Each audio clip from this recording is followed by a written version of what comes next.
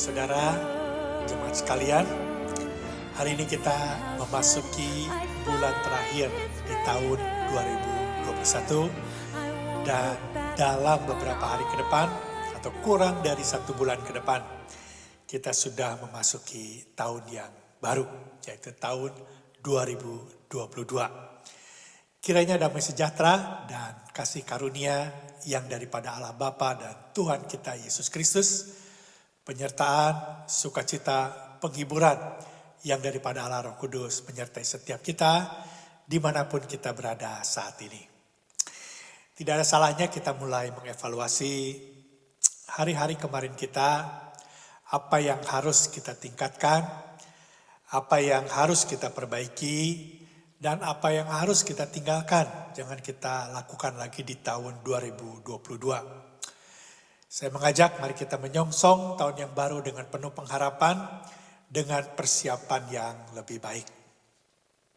Puji Tuhan, hari ini kita akan mengakhiri pemahaman kisah perjalanan Rut di pasal yang ketiga.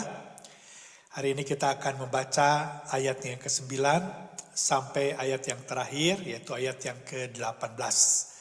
Mari kita membacanya bersama-sama. Mulai ayatnya yang ke-9. Bertanyalah ia, siapakah engkau ini? Jawabnya, aku Rut, hambamu, kembangkanlah kiranya sayapmu melindungi hambamu ini. Sebab engkaulah seorang kaum yang wajib menebus kami. Ayat yang ke-10, lalu katanya, diberkatilah kiranya engkau oleh Tuhan, ya anakku. Sekarang engkau menunjukkan kasihmu lebih nyata lagi daripada yang pertama kali itu. Karena engkau tidak mengejar-ngejar orang-orang muda, baik yang miskin maupun yang kaya. Oleh sebab itu anakku, janganlah takut. Segala yang kau katakan itu akan kulakukan kepadamu. Sebab setiap orang dalam kota kami tahu bahwa engkau seorang perempuan yang baik. Maka sekarang memang aku seorang kaum yang wajib menebus. Tetapi walaupun demikian masih ada lagi seorang penebus yang lebih dekat daripadaku. Tinggallah di sini malam ini, dan besok pagi jika ia mau menebus engkau, baik biarlah ia menebus, tetapi jika ia tidak suka menebus engkau, maka akulah yang akan menebus engkau. Demi Tuhan yang hidup, berbaring sajalah tidur sampai pagi. Ayat yang ke-14, jadi berbaringlah ia tidur di sebelah kakinya sampai pagi, lalu bangunlah ia. Sebelum orang dapat kenal mengenal, sebab kata Boas, janganlah diketahui orang bahwa seorang perempuan datang ke tempat pengirikan.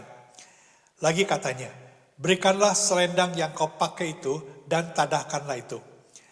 Lalu ditadahkannya selendang itu, kemudian ditakarnyalah 6 takar jelai ke dalam selendang itu. Sesudah itu pergilah Boas ke kota. Ayat yang ke-16, setelah perempuan itu sampai kepada mertuanya, berkatalah mertuanya itu, bagaimana anakku? Lalu diceritakannya lah semua yang dilakukan orang itu kepadanya. Ayat yang ke-17 serta berkata, yang 6 takar jelai ini diberikannya kepadaku sebab katanya, engkau tidak boleh pulang kepada mertuamu dengan tangan hampa. 18, lalu kata mertuanya itu, duduk sajalah menanti anakku sampai engkau mengetahui bagaimana kesudahan perkara itu. Sebab orang itu tidak akan berhenti sebelum diselesaikannya perkara itu pada hari ini juga. Berbahagialah setiap kita yang membaca, merenungkan, dan melakukan kebenaran firman Tuhan. Mari kita berdoa sebelum kita belajar sama-sama memahami kisah perjalanan Rut di pasal yang ketiga ini. Mari kita berdoa. Bapa, sekali lagi kami menyerahkan jam ini ke dalam tangan-Mu. Biarlah Engkau yang bekerja melalui kehidupan kami, masing-masing dimanapun kami berada. Engkau yang menyampaikan kebenaran firman-Mu, Engkau yang berbicara secara langsung pribadi lepas pribadi, Engkau yang melembutkan hati kami, supaya bukan saja kami mengerti, tetapi kebenaran firman Tuhan itu boleh bertumbuh dan berbuah di dalam kehidupan kami bagi kemuliaan nama-Mu. Ampuni dosa-dosa kami ya Tuhan, baik yang kami perbuat dengan sengaja maupun tidak sengaja, supaya kami layak menerima kebenaran firman-Mu dan masuk di dalam hadirat-Mu. Di dalam nama Yesus, kami berdoa dan mengucap syukur. Sama-sama katakan, amin. Bapak Ibu Saudara, jemaat sekalian, seperti yang sudah saya katakan minggu yang lalu, Sebelum kita mengakhiri pasal ini, pasal yang ketiga, pembahasan hari ini dari ayat yang ke-9 sampai ayat yang ke-18, saya ingin terlebih dahulu kita kembali belajar satu bagian dalam kehidupan Rut yang sangat penting untuk kita teladani. Yang dituliskan di dalam ayatnya yang ke-5 dan ayat yang ke-6. Mari kita membaca bersama-sama. Lalu kata Rut kepadanya, segala yang engkau katakan itu akan kulakukan. Sesudah itu pergilah ia ke tempat pengirikan dan dilakukannya tepat seperti yang diperintahkan mertuanya kepadanya. Jemaat yang dikasihi Tuhan, kita melihat di sini bahwa Rut adalah seorang menantu yang baik. Dan patut kita teladani, bukan saja bagi kita yang menjadi menantu wanita, tetapi juga bagi kita yang menjadi menantu laki-laki, bahkan bagi setiap kita yang masih memiliki orang tua. Sikap Rut terhadap Naomi merupakan bukti bahwa Rut menyatakan imannya ke dalam perbuatan-perbuatannya. Ingat, Rut mengambil keputusan untuk mengikuti Naomi, bukan karena Naomi seorang janda kaya, melainkan karena ia memang mengasihi dan mengambil atau merasa bertanggung jawab untuk menjaga mertuanya setelah suaminya meninggal. Bahkan Rut berani mengambil keputusan untuk meninggalkan Allah dan dewa yang disembahnya. Meninggalkan dewa atau Allah berarti meninggalkan bangsanya. Kita tidak tahu apa yang membuat Rut mengambil keputusan pertama kali.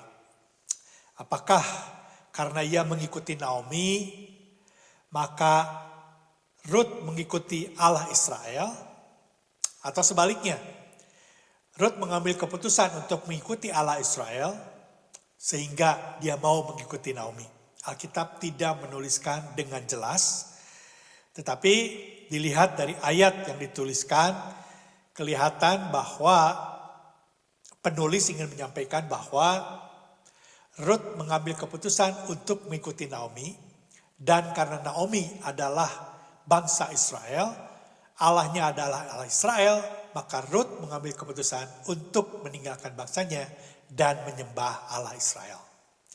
Yang mana yang benar tidak terlalu penting, karena bagaimana Tuhan memanggil seseorang, dia punya caranya sendiri. Ya, saya sendiri bisa menjadi orang Kristen bukan karena tiba-tiba saya masuk atau mengenal gereja dan mengenal Yesus. Bukan. Tuhan memanggil saya melalui hobi saya. Menjadi seorang yang hobi bermain bulu tangkis. Kembali kepada dua ayat yang barusan kita baca, kita bisa menyimpulkan bahwa benar Rut adalah seorang menantu yang baik. Kita bisa menyimpulkan bahwa keberadaan Rut sangat penting bagi Naomi. Naomi bisa terus berjalan semakin hari semakin baik. Itu karena Rut ada dan mendampinginya. Karena Rut setia kepada janjinya untuk terus menyertai Naomi dalam keadaan apapun juga. Kalau kita melihat di sini, sudah seharusnya Naomi sangat berterima kasih akan keberadaan Rut yang mendampinginya.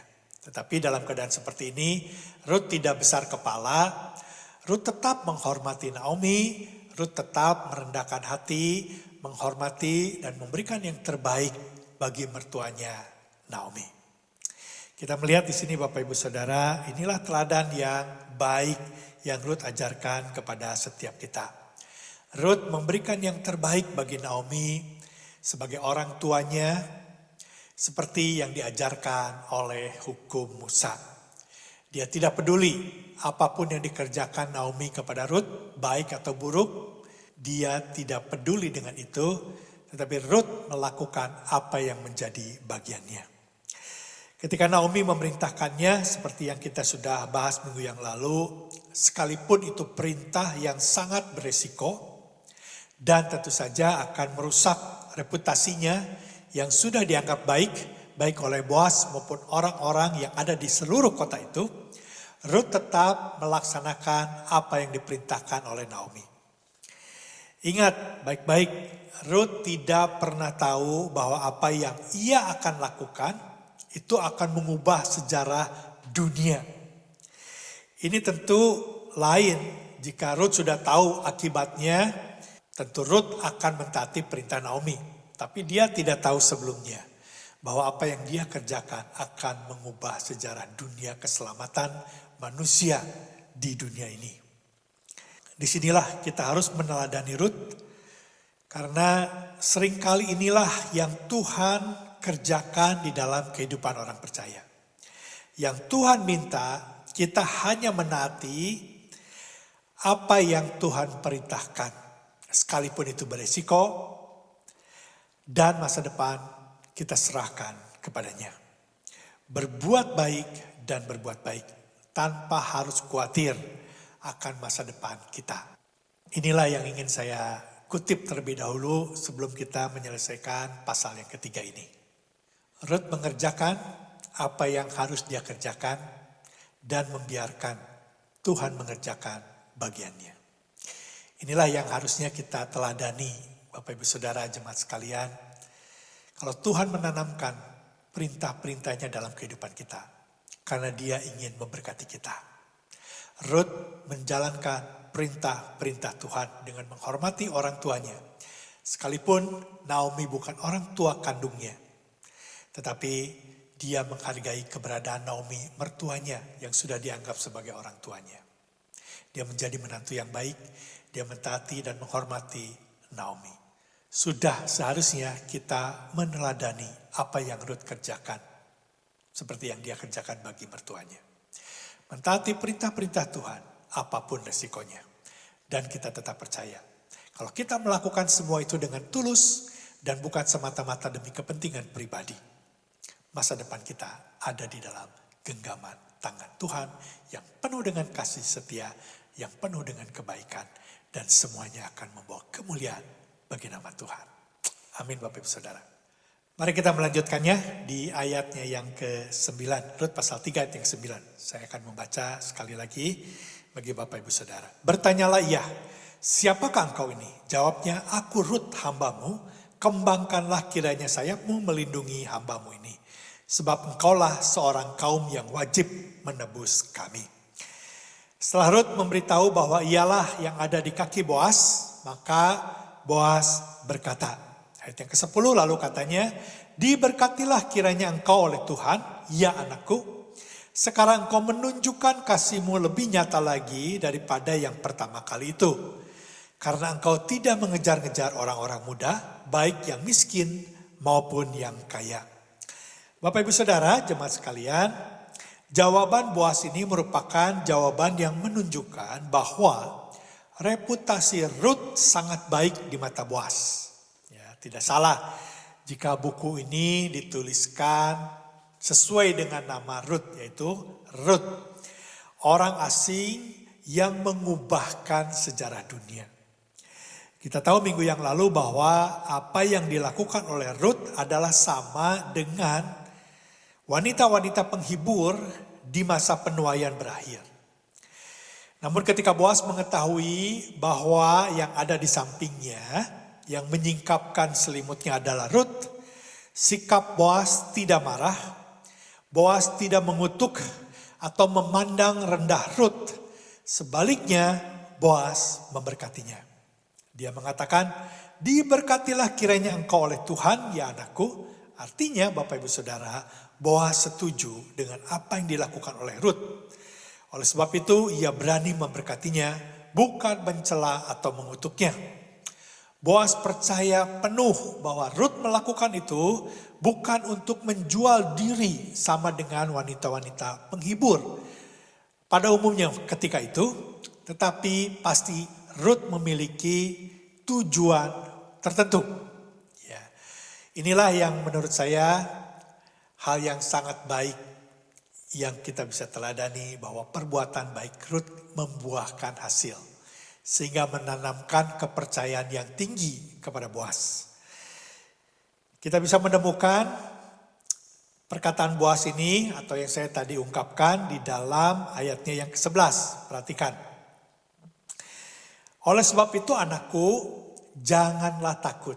Garis bawahi perkataan janganlah takut. segala yang kau katakan itu akan kulakukan kepadamu, sebab setiap orang dalam kota kami tahu bahwa engkau seorang perempuan baik-baik. Ya. Perhatikan dua kata, janganlah takut. Ya, saya percaya ketika Rut melakukan semua perintah Naomi, ada rasa takut dan khawatir bahwa namanya akan tercoreng. Reputasi yang baik akan menjadi rusak. Tapi Rut mau melakukan itu demi masa depan keturunan keluarga Elimelek. Dan dalam hal ini, Naomi, ini bukan hal yang sepele di mata manusia, bahkan di mata Tuhan. Apa yang dilakukan oleh Rut merupakan satu tindakan yang luar biasa. Sekali lagi Bapak Ibu Saudara, keturunan bangsa Israel, mencatat keturunan bangsa Israel merupakan hal yang sangat penting.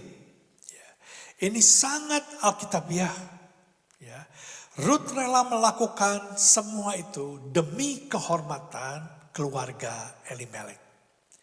Rut berkorban kalau saja reputasinya menjadi buruk dan menjadi jelek, nama baiknya menjadi jelek, itu tidak menjadi masalah. Yang penting kalau saja dia diberi kesempatan untuk bisa memperbaiki keturunan Elimelek.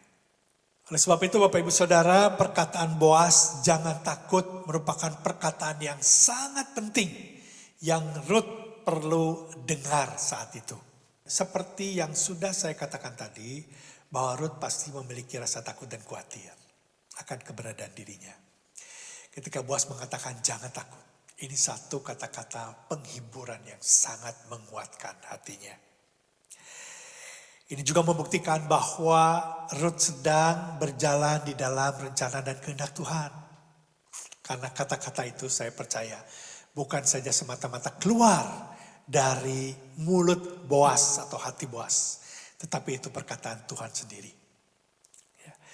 Jemaat sekalian, apapun yang kita lakukan, selama motivasi kita tulus dan sesuai dengan kebenaran firman Tuhan, dan semata-mata bukan untuk kepentingan diri sendiri, lakukan saja.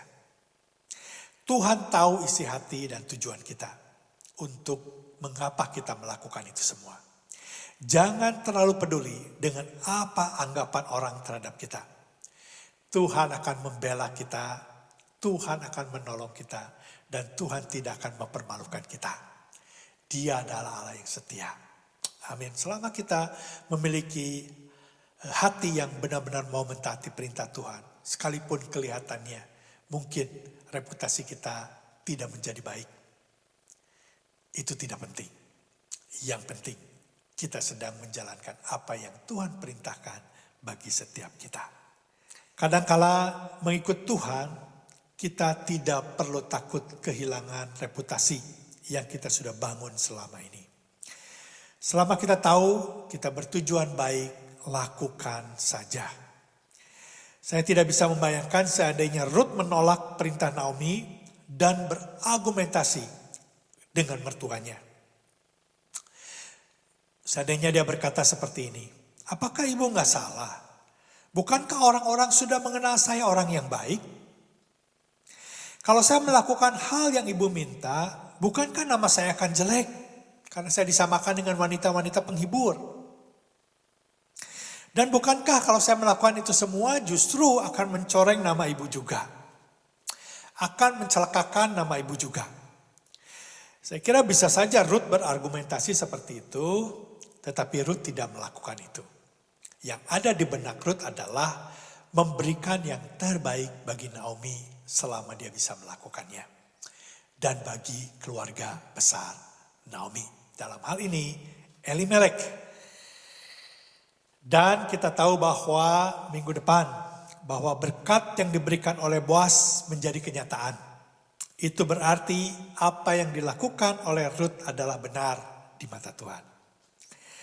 Selanjutnya bagaimana sikap dan respon dari Boas terhadap perkataan Rut untuk meminta perlindungan darinya. Ayat yang ke-12. Maka sekarang memang aku seorang kaum yang wajib menebus. Tetapi walaupun demikian masih ada lagi seorang penebus yang lebih dekat daripadaku. Terlihat di sini Boaz berniat untuk menebus keluarga Naomi dan tentu saja mengambil Ruth sebagai istrinya merupakan bagian dari tanggung jawab yang dia harus ambil. Namun dalam hal ini Boaz tahu bahwa dia bukan orang pertama yang bisa menunaikan tugas ini. Dia tahu ada orang lain yang lebih dekat yang harus bertanggung jawab mengambil keputusan ini. Dia ingin tetapi dia tetap harus mengikuti prosedur yang sudah ditetapkan di dalam hukum Musa. Kita melihat dalam hal ini sekalipun Boaz ingin melakukan itu, tetapi bagi Boaz menjadikan kebenaran firman Tuhan yang terutama, mentaati perintah hukum Tuhan yang terutama, itu yang harus dia kerjakan dan harus menjadi standar di dalam dia mengambil keputusan. Boaz memiliki hati. Kita melihat Boaz memiliki hati yang cukup peka untuk taat kepada kehendak Tuhan dibandingkan dengan memuaskan isi hati atau kedagingannya. Kita lanjutkan di ayat yang ke-13. Tinggallah di sini malam ini dan besok pagi. Jika ia mau menebus engkau, baik biarlah ia menebus. Tetapi jika ia tidak suka menebus engkau, maka akulah yang akan menebus engkau. Demi Tuhan yang hidup, berbaring sajalah, tidur sampai pagi. Ini merupakan perkataan yang menenangkan bagi Ruth sebagai jawaban yang dinanti-nantikan. Apa? Lihat ayat yang ke-14. Jadi berbalinglah ia tidur di sebelah kakinya sampai pagi, lalu bangunlah ia. Sebelum orang dapat kenal mengenal, sebab kata Boaz, janganlah diketahui orang bahwa seorang perempuan datang ke tempat pengirikan. Ruth menjadi tenang karena Boaz memperlakukannya dengan baik dan sopan dan tetap menjaga reputasinya tetap baik di mata orang-orang. Boaz tidak melakukan hal yang tidak senonoh terhadapnya. Boaz tetap menghormati keberadaannya sebagai wanita. Kita lanjutkan ayat yang ke-15. Lagi katanya, berikanlah selendang yang kau pakai itu dan tadahkanlah itu.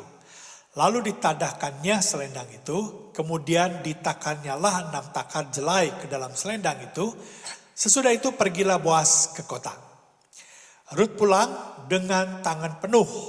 Ini membuktikan akan pemeliharaan Allah terjadi bagi siapa saja, baik orang Yahudi maupun non-Yahudi.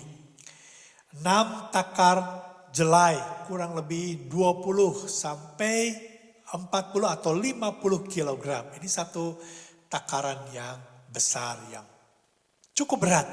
Tetapi Ruth sanggup membawa jelai sebanyak itu. Membuktikan bahwa Ruth adalah masih sangat muda, masih sangat kuat.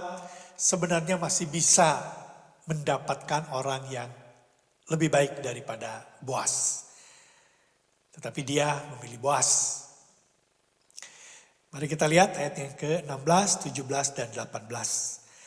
Setelah perempuan itu sampai kepada mertuanya, berkatalah mertuanya itu, bagaimana anakku? Lalu diceritakannya lah semua yang dilakukan orang itu kepadanya. Serta berkata, yang 6 takar jelai ini diberikannya kepadaku, sebab katanya engkau tidak boleh pulang kepada mertuamu dengan tangan nampak. Lalu kata mertuanya itu, duduk sajalah menanti anakku sampai engkau mengetahui bagaimana kesudahan perkara itu. Sebab orang itu tidak akan berhenti sebelum diselesaikannya perkara itu pada hari ini juga. Bapak Ibu Saudara, perkataan Naomi ini adanya unsur penyerahan diri dan percaya apa yang Allah akan lakukan kemudian. Naomi dan Ruth sudah melakukan bagiannya, sekarang tinggal Tuhan melakukan bagiannya. Menunggu dan berdiam diri, satu hal yang tidak mudah. Seringkali ketika kita menginginkan sesuatu, kita ingin cepat mendapatkannya. Tetapi melalui perkataan Naomi kepada Ruth, ini mengajarkan kepada kita.